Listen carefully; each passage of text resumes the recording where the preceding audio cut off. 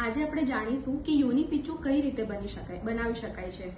તો યોની પીચું બનાવવા માટે સૌથી પહેલા આપણને જોઈશે આ રીતે ગોસ પીસ, કોટન અને જે તમને ઘી કે તેલ એડવાઇસ કર્યું છે એ।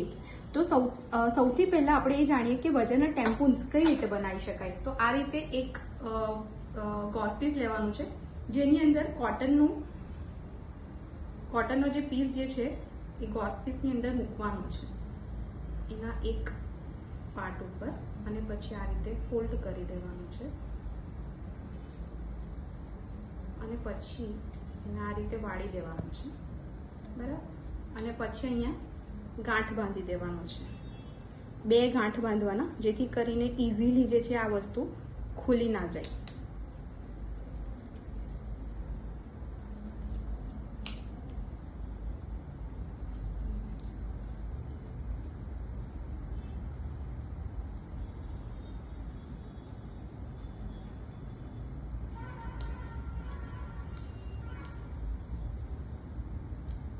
આ રીતે જે એનો એક જે છેડો જે છે, બીજો પાર્ટ એ લાંબો રાખવાનો હોય છે, જેથી કરીને તમે એકવાર ઇન્સર્ટ કરો પછી તમે ઇઝીલી એને બહાર કાઢી શકો।